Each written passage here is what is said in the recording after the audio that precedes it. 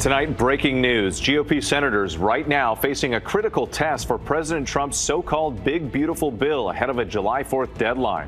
The warning from the FBI about hackers allegedly targeting airlines and severe storms on the move as millions prepare for holiday travel. First, a big day stretching into the evening on Capitol Hill as the Senate holds a rare Saturday session. Lawmakers trying to persuade last-minute holdouts to get President Trump's mega spending bill across the finish line. The bill facing major hurdles, with some Republicans balking at the price tag, estimated to increase the deficit by nearly $3 trillion, and what the bill now says about tax cuts and Medicaid. Also tonight, the new warning from the FBI, hackers allegedly targeting airlines. This as Hawaiian Airlines and Canada's WestJet hit with cyber attacks this month. And with 72 million Americans expected to hit the roads and the skies for the 4th of July holiday, the severe weather threat, the Midwest and Northeast, bracing for thunderstorms and damaging winds. Our weather team tracking it all. Honoring the Minnesota lawmaker Melissa Hortman and her husband gunned down in their home 2 weeks ago after what prosecutors called a political assassination. Former President Joe Biden and former Vice President Kamala Harris among those at the funeral. Thousands lining the streets of Tehran as Iran held state funerals for military commanders and nuclear scientists killed during the conflict with Israel. And what President Trump said about the possibility of bombing Iran again. The new twist in that hacking class action lawsuit against a former University of Michigan assistant football coach. The NFL's Jim Harbaugh now added as a defendant, what we're learning tonight. The billionaire and his bride, the new details, and the protests on the lavish Venice wedding of Jeff Bezos and Bezos-Sanches. Bruce Springsteen offering fans something they've never heard before, and the tearful tribute from the NHL draft, the 17-year-old #1 pick honoring his late mother. From ABC News World Headquarters in New York, this is World News Tonight. Good evening. Thanks for joining us on this Saturday. I'm Whit Johnson. Several developing stories as we come on tonight. The warning from the FBI about hackers allegedly targeting airlines and severe storms on the move as millions prepare for holiday travel. But we begin tonight with breaking news, a crucial vote for President Trump's so-called big, beautiful bill. The Senate holding a rare Saturday session going into the evening to advance the president's tax cuts and spending bill.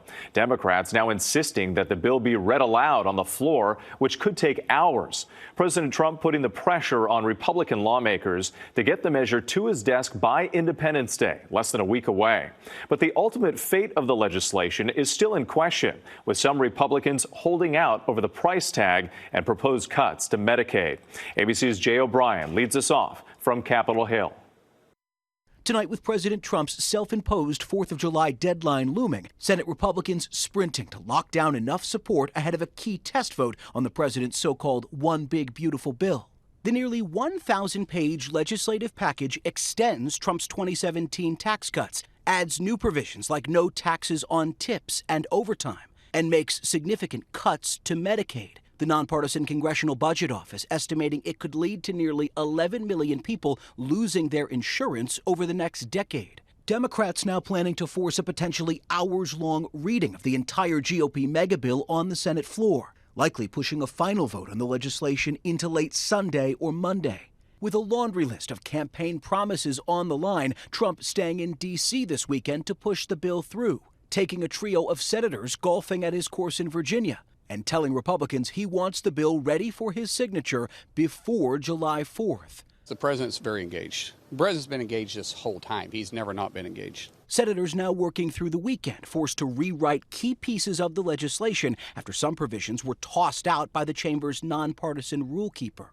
Senate Majority Leader John Thune can only afford to lose 3 Republicans, and some in his party balking at the bill's price tag, estimated to increase the national deficit by $2.8 trillion by 2034. President Trump labeling those GOP opponents grandstanders. Are you a grandstander? I would use the word conservative, fiscally conservative. Republicans pretend and profess to be concerned with the debt, but in the end vote for the spending as well.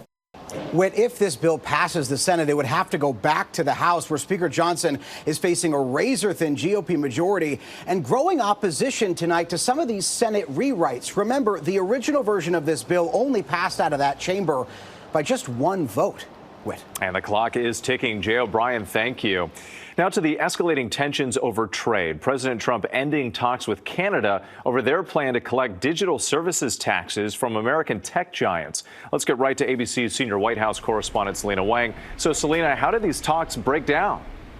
Well, President Trump is putting the blame on Canada for its new tax on American tech companies set to go into effect on Monday. Canadian officials estimate it will cost U.S. tech giants more than $2 billion a year. Trump claims that Canada has been difficult and says that the U.S. holds all the cards when it comes to trade negotiations. Now, currently, some Canadian imports are tariffed at 25%, with steel and aluminum at 50%. The president now says he'll be setting a new tariff rate on Canadian goods within the next week. Meta, which owns Facebook, is thanking President Trump for, quote, standing up in the face of unprecedented attacks from other governments. And the deadline, Whit, for the U.S. to reach trade deals with a host of other countries is also fast approaching, now less than 2 weeks away. If those trade deals aren't reached by July 9th, or if that deadline is not extended, steep tariffs could go into effect. Whit. Selina Wang at the White House for us. Thank you. Now to the FBI warning about hackers allegedly targeting airlines ahead of the busy July 4th holiday. This as 2 airlines say they've already been hit, and severe storms triggering hundreds of flight cancellations at Atlanta's busy airport. Here's ABC's Faith Abube. Tonight, the looming threats facing Americans as millions gear up for the July 4th holiday travel. The FBI is warning cybercriminals have airlines in their crosshairs, alleging that a hacking group called Scattered Spider is aiming to steal sensitive information by impersonating airline employees and contractors. And just yesterday, tech issues also delaying some American Airlines flights, unclear whether it's related. But it all comes as AAA projects about 72 million people will be traveling next week for Independence Day celebrations. Today, more than 1,000 flights canceled. The cause, severe weather that packed a punch across the mid-Atlantic and Southeast. They told us that there had been severe hail and a bunch of their planes were damaged and needed to be inspected. So no flights were going to be coming in Friday night or Saturday morning into Atlanta. Hail and strong winds forcing Delta to cancel over 400 flights in and out of Atlanta's Hartsfield-Jackson International Airport. All the flights are canceled. We can't get another flight back. An air traffic control tower in Atlanta forced to evacuate due to strong winds, leaving a skeleton crew running operations. Ground rumor is you guys had to evacuate the tower. Is that correct? Oh, yeah. Yeah, it's just me, one other controller, the supervisor, and traffic management. Those ripple effects from Atlanta, along with severe weather at other major travel hubs, triggering ground stops, cancellations, and delays at airports in Washington, D.C., Charlotte, and Dallas. And with almost all those Delta planes are now back in service, but the airline now saying it expects several hundreds more cancellations this weekend as it recovers from those storms. Whit. Faith Abube, thank you. Let's get right to meteorologist Danny Beckstrom from our New York station WABC. And Danny, where's the greatest threat for storms right now? So the southeast took the brunt of it last night. Just typical summertime storms for them tonight. The severe weather threat now shifting farther north. We're looking at 2 areas, the first of which interior northeast.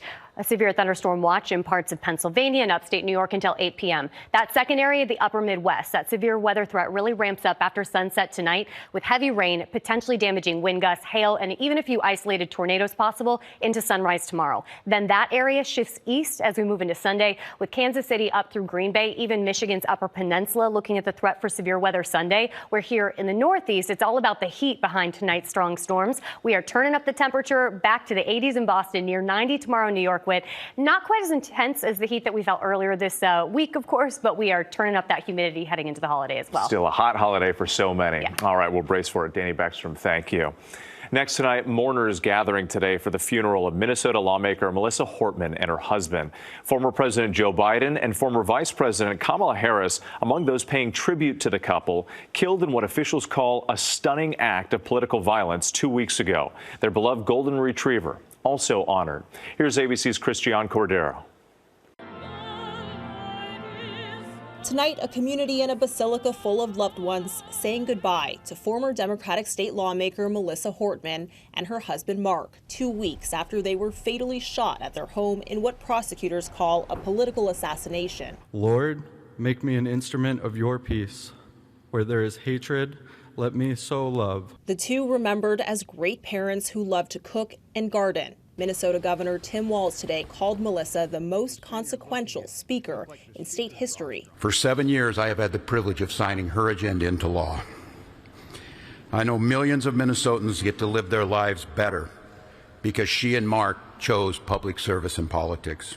The couple's death, along with the shooting of the family dog named Gilbert, launched a 2-day manhunt leading to the arrest of 57-year-old Vance Bolter, who prosecutors allege hunted the victims like prey. That same morning, Bolter also accused of shooting State Senator John Hoffman and his wife Yvette at their home. Former President Biden visited the Hoffmans at the hospital yesterday and attended today's funeral with former Vice President Harris, the two among the thousands to honor the Hortmans lying in state. I'm just came to pay my respects to Melissa and Mark and Gilbert. The family, longtime volunteers with the nonprofit Helping Paws, helping train service dogs for years. Gilbert was one of several golden retrievers the Hortmans trained to be a service dog, though friends suspect Gilbert failed his training so he could stay with the Hortmans. And in the end, there he was, by their side. Bolter has not yet entered a plea. He had a court hearing scheduled for yesterday, but his attorney asked it be postponed, arguing her client hasn't slept because of the conditions he's subjected to in jail. The judge did push the hearing back to July 3rd. Christian Cordero, thank you. Overseas now to the massive crowds attending state funerals for the military leaders and nuclear scientists killed during the 12-day conflict between Iran and Israel, and what President Trump is saying tonight about another possible strike against Iran in the future. ABC's Marcus Moore is in Tel Aviv. Chants of death to America and death to Israel echoing through the streets of Tehran tonight, as thousands gather to mourn the loss of Iran's top commanders and nuclear scientists, all assassinated during the 12 days of war that brought a new wave of destruction to the Middle East. That fragile ceasefire between Iran and Israel remains in place, with both countries now trading threats in the place of bombs. President Trump warning the Iranians the U.S. could strike again if they resume high levels of uranium enrichment. It was just a week ago, the president launched that stunning mission dubbed Operation Midnight Hammer, where B-2 bombers dropped more than a dozen bunker-busting bombs on multiple nuclear sites deep inside Iran. Tonight, conflicting beliefs on whether Iran's program was as badly damaged as the president has suggested. Sources telling ABC News the early report from the Pentagon indicates Iran's centrifuges remain intact, as the International Atomic Agency warns that 900 pounds of near-weapons-grade uranium is still unaccounted for. Trump blasting the idea Iran moved it before the strikes. You know, they moved themselves. They were all trying to live. They didn't move anything. Whit, it has remained largely calm here after that ceasefire, but yet more violence has erupted here in the Middle East. There have been new violent clashes in the West Bank, where Israeli settlers have attacked Palestinian villagers and Israeli soldiers. The IDF's chief of staff has warned the situation could end in disaster. Whit. Marcus Moore for us. Thank you. Next tonight, the new bombshell in the hacking class action lawsuit against a former assistant football coach at the University of Michigan. NFL coach Jim Harbaugh and former head coach of the Wolverines now added to that lawsuit and the allegations he's facing. Here's ABC's Melissa Adon. Tonight, this bombshell allegation just ahead of the NFL preseason. Former Michigan Wolverines head coach Jim Harbaugh, who is now head coach of the Los Angeles Chargers, named as a defendant in a class action lawsuit by several female athletes against the University of Michigan and others. They say Harbaugh and other top school officials learned just before a major playoff game in 2022 that assistant football coach Matthew Weiss was allegedly accessing female students' personal information and their intimate photos. The plaintiffs say Harbaugh and the officials did nothing. They accuse Harbaugh of failing and refusing to implement basic security measures that would have stopped Weiss. Weiss is charged with identity theft and unauthorized computer access, accused of hacking into the databases of more than 100 colleges, allegedly targeting female athletes. Some didn't even attend the University of Michigan. Matthew Weiss has pleaded not guilty to the federal criminal charges. We have reached out to Weiss, to Jim Harbaugh, the University of Michigan, and the LA Chargers for comment and have not heard back. Melissa Adon, thank you.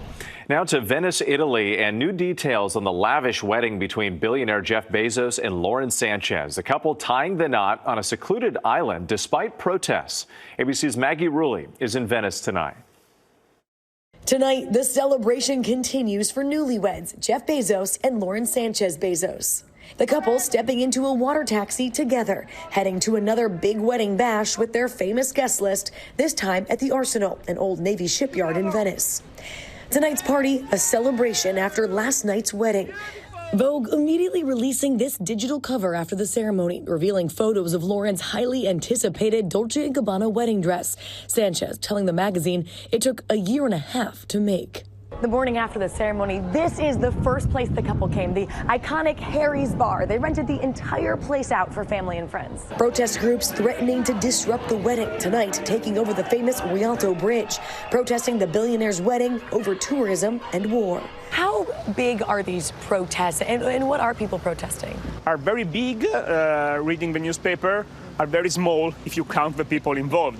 The same people that every year find a new opportunity to make some complaint and some protest. And the deputy mayor tells us that he estimates this wedding is bringing in more than $30 million for the local economy. Maggie Rulli, thank you. We appreciate it. There's much more ahead on World News Tonight this Saturday. A smoky emergency off Florida's Atlantic coast. The Coast Guard racing into action. And a big release from the boss. Bruce Springsteen dropped some new old music. Stay with us.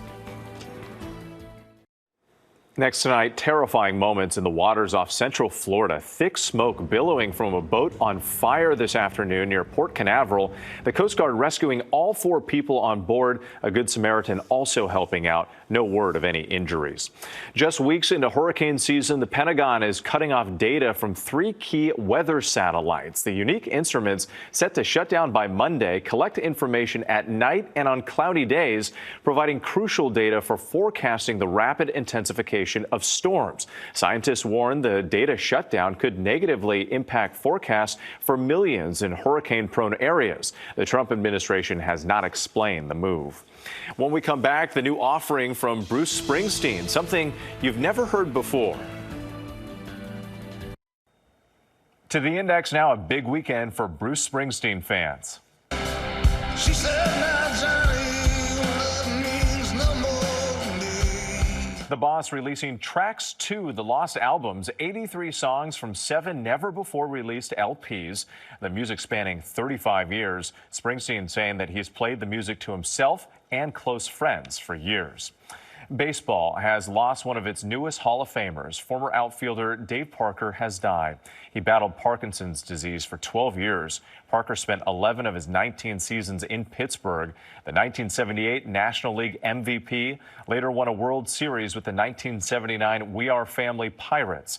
Parker was elected to the Hall of Fame in December. He was set to be inducted next month. Dave Parker was 74. Still ahead, the heartfelt moment at the NHL draft so many are talking about. Finally tonight, the top NHL pick and the powerful moment. The New York Islanders are proud to select from the Erie Otters, Matthew Schaefer. 17-year-old Matthew Schaefer capturing the hearts of hockey fans in this emotional moment. A big hug for his father, wiping away tears. Selected as the #1 pick by the New York Islanders in the NHL draft last night. The defenseman from Hamilton, Ontario, realizing his dream while persevering through tragedy, losing his mother Jennifer to breast cancer last year. Now that smile that's on his face. Matthew proudly putting on an Islanders jersey and cap, kissing the pink ribbon stitched on for breast cancer awareness, then pointing to the sky before speaking with the Islanders front office. Thank you, guys. Oh, sorry. Okay, we're good. Your parents should be extremely proud of you. I know your mom's proud of you. I appreciate you, taking a chance on me. I just want to say to my mom and, all my family and friends, thanks for everything. Schaefer later hopeful about the future. You waited for this moment your whole life, and like I said, I wish my mom can be here, but I know she's with me, my brother, and my dad in spirit. Thanks for watching. Good night. David Muir, the most watched newscast in America. And now, ABC's World News Tonight has won the Emmy for Best Live News Program for the 3rd year in a row.